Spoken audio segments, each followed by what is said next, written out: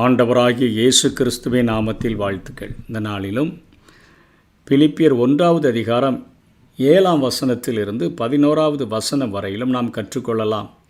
இந்த பகுதியிலே 9ஆம் வசனத்திலிருந்து 11வது வசனம் வரையிலும் பவுல் அப்போஸ்தலன் ஜெபித்த ஒரு ஜெபம் காணப்படுகிறது.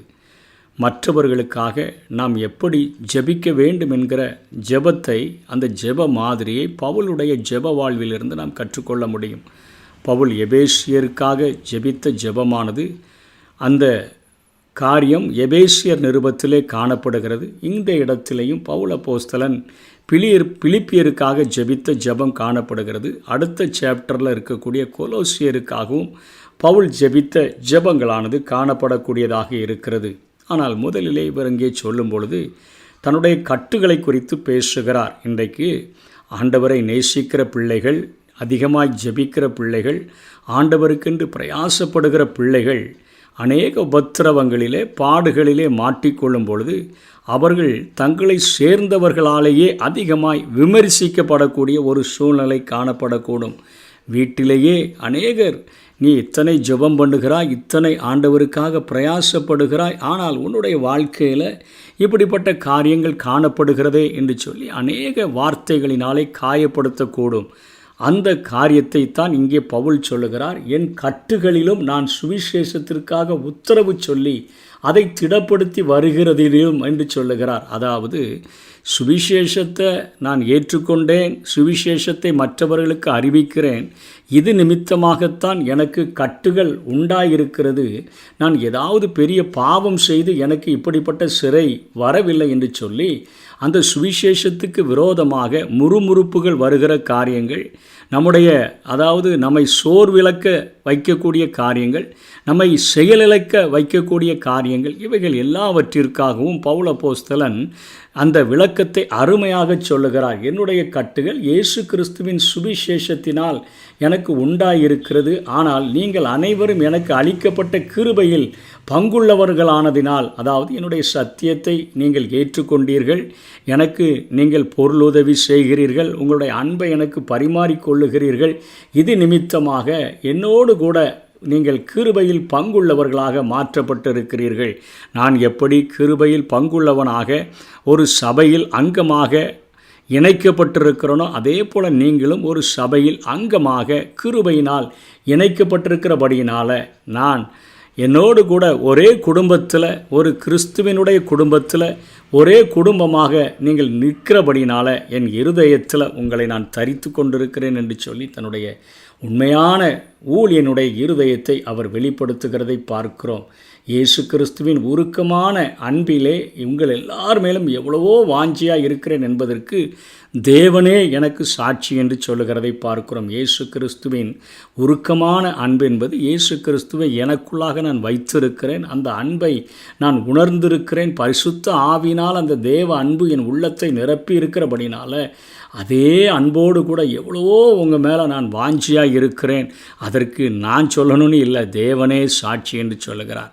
இன்றைக்கு வாய் நிறைய பேசி வெளியரங்கமாய் பாசத்தை காட்டுகிற உலகத்தின் மக்கள் மத்தியில் இங்கே பவுல் அப்போஸ்தலன் உண்மையாக எந்த ஒரு எதிர்பார்ப்பையும் விசுவாசிகளிடத்தில் எதிர்பார்க்காதவராக, எந்த ஒரு காரியத்திற்காக கலப்பாக பேசாமல், உங்கள் மேலே நான் வைத்திருக்கிற அன்பு, உங்களை இருதயத்தில் நான் தரித்து கொண்டிருக்கிற காரியம் என்று நான் சொல்லுகிறேனே, இவை எல்லாவற்றிற்கும் தேவனே சாட்சி என்று சொல்லி ஒரு உண்மை ஊழியனுடைய இருதயத்தை வெளிப்படுத்தி விட்டுத்தான் இங்கே ஜெபிக்கிறதை பார்க்கிறோம். மேலும் உத்தமமானவைகளை நீங்கள் ஒப்புக்கொள்ளத்தக்கதாக உங்கள் அன்பானது அறிவிலும் எல்லா உணர்விலும் இன்னும் அதிகமாய் பெருகவும் என்று ஜெபிக்கிறார். அதாவது பவுலினுடைய மாதிரி ஜெபத்தை நாம் கற்றுக்கொண்டோம் என்று சொன்னால் மற்றவர்களுக்காக நாம் எப்படி ஜெபிக்க முடியும் என்பதை கற்றுக்கொள்ள முடியும். இன்றைக்கு அநேக காரியங்களை பார்க்கிறோம். வியாதிகளுக்காக ஜெபிக்கும்படியாய், அந்த வழி இந்த வழி நீங்கும்படியாக ஜெபிக்கணும், அந்த பிரச்சனை இந்த பிரச்சனை இவைகள் மாறும்படியாக ஜெபிக்கணும், இப்படி என்று சொல்லி உலக பிரகாரமான காரியங்களுக்காகவே கவலைப்பட்டு உலக பிரகாரமான காரியங்களுக்காகவே ஜெபிக்கிறவர்களாக நாம் மாறிவிட்டோம். இங்கே பவுல் அப்போஸ்தலன் இங்கே அருமையான ஒரு ஜெபத்தை ஏறெடுக்கிறார். நமது அன்பானது அறிவிலும் எல்லா உணர்விலும் அதிகமாய் பெருகுவதற்காக அவர் ஜெபித்ததை நாம் பார்க்கிறோம். நமது அன்பு அதாவது கண்டதையும் கண்மூடித்தனமாக அன்பு செலுத்துகிறதற்கு அல்ல, நமக்காக நம்முடைய மரிக்க வேண்டிய இடத்துல நம்முடைய பாவங்களுக்காக மரித்த இயேசு கிறிஸ்துவினுடைய அன்பின் அகலம், ஆழம், நீளம், உயரம் இதை அறிந்து அந்த அறிவிக்கட்டாத அன்பை நாம் புரிந்து கொண்டோம் என்று சொன்னால் இந்த உலகத்தில்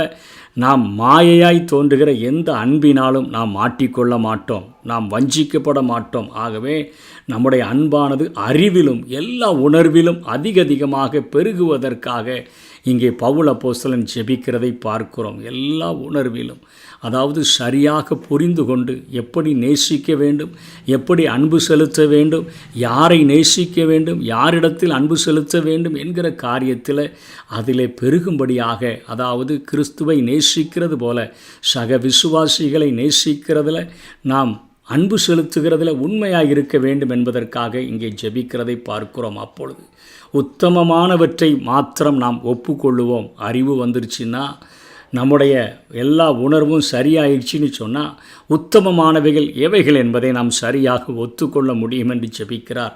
நாம் இயேசு கிறிஸ்துவினால் வரும் நீதியின் கனிகளால் நிறைந்தவர்களாவதற்காக அவர் ஜெபிக்கிறதை பார்க்கிறோம். இதனால் தேவனுக்கு மகிமையும் துதியும் உண்டாகும்.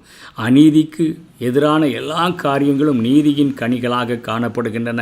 கிறிஸ்துவினுடைய வாழ்க்கையில் ஒவ்வொரு சூழ்நிலையின் மத்தியில் அவர் தனக்கு பழிவாங்க நினைத்தவர்களிடத்தில் அநீதியை செலுத்தினாரா அல்லது நீதியை செலுத்தினாரா? அவருடைய வாழ்க்கையில் நீதியின் கனிகள் எப்படி வெளிப்பட்டதோ அதே போல் நம்முடைய வாழ்க்கையில் இயேசு கிறிஸ்துவினால் வருகிற நீதியின் கனிகள் வெளிப்பட வேண்டும் என்று சொல்லி இங்கே பவுல் ஜெபிக்கிறதை நாம் பார்க்கிறோம். அதனைத் தொடர்ந்து நாம் கிறிஸ்துவின் நாளுக்கென்று துப்புரவானவர்களும், அதாவது தூய்மை உள்ளவர்களாக நாம் இருக்க வேண்டும்.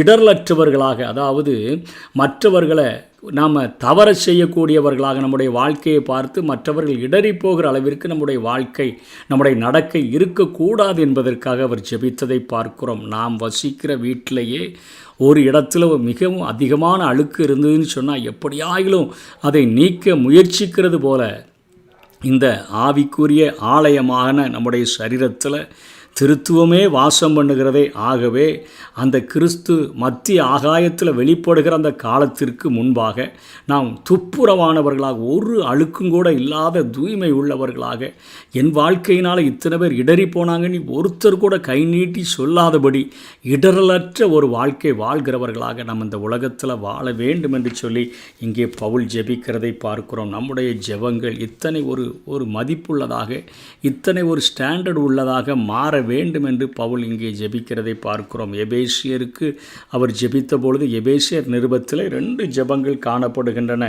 ஒரு ஜெபம் 1வது அதிகாரம் 17வது வசனத்திலிருந்து அவர் 19வது வசனம் வரையிலும் அவர் ஜெபிக்கிறதை நாம் பார்க்க முடிகிறது.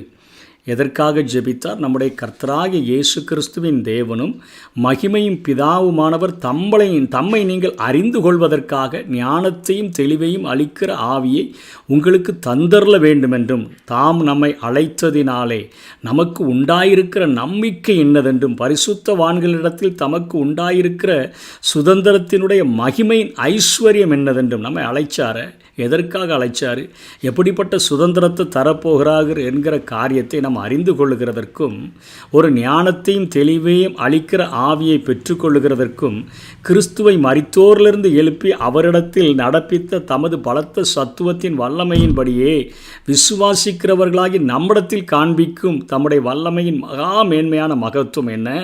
கிறிஸ்துவை மரித்தோரிலிருந்து எப்படி எழுப்பி உன்னதத்தில் உட்கார வச்சாரோ அதே போல நம்மையும் அக்கிரமங்களினாலும் பாவத்தினாலும் மரித்தவர்களாயிருந்த நம்மையும் அதே போல உயிரோடு கூட எழுப்பி கிறிஸ்துவின் பக்கத்தில் உன்னதங்களில் உட்கார வச்சிருக்கிறாரே. அதை பார்ப்பதற்கு ஒவ்வொரு விசுவாசிகளுக்கும் பிரகாசமுள்ள மனக்கண்களை கொடுக்க வேண்டும் என்று வேண்டிக் கொள்கிறேன்.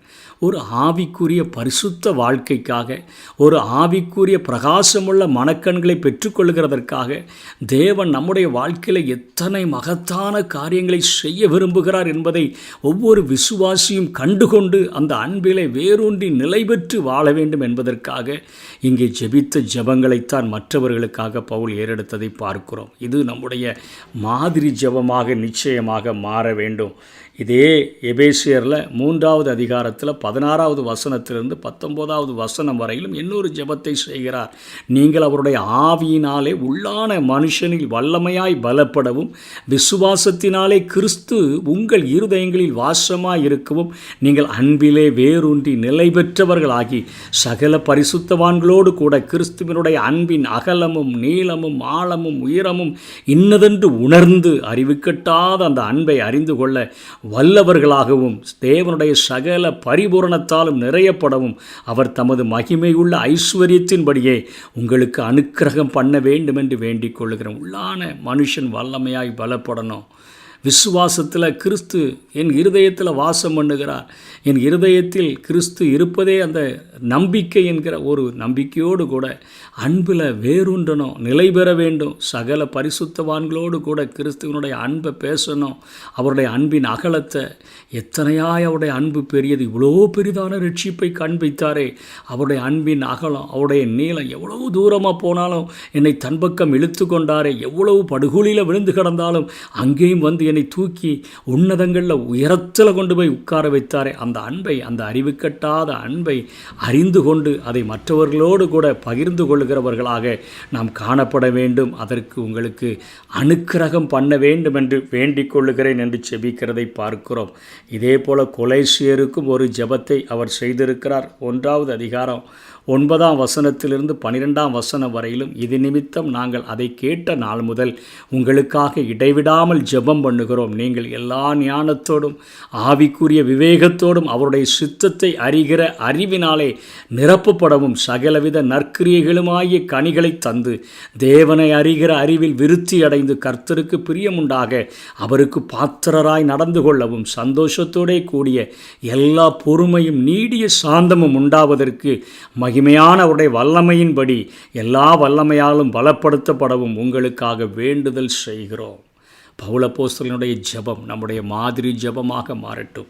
ஒவ்வொரு சக மனிதர்களையும் ஆவிக்குரிய வாழ்க்கையிலே உன்னத நிலைமை அடையத்தக்கதாக நம்முடைய ஜெபங்கள் அவர்களுக்காக ஏறெடுக்கப்படக்கூடியதாக இருக்க வேண்டும். பவுல் அப்படிப்பட்ட ஜெபத்தை தான் செய்ததை நாம் பார்க்கிறோம். ஆகவே நம்முடைய ஜெப மாதிரியும் இப்படிப்பட்ட மாதிரியை பின்பற்றினால் மற்றவர்களுக்காக நாம் இதே போல ஜெபிக்க முடியும். இதே போல அநேக கனிகளை பவுலைப் போல ஆண்டவருக்கென்று நாம் ஆதாயப்படுத்த முடியும். பிரயாசப்படுவோம். கர்த்தர் தாமே நம்மை ஆசீர்வதிப்பாராக. ஆமென்.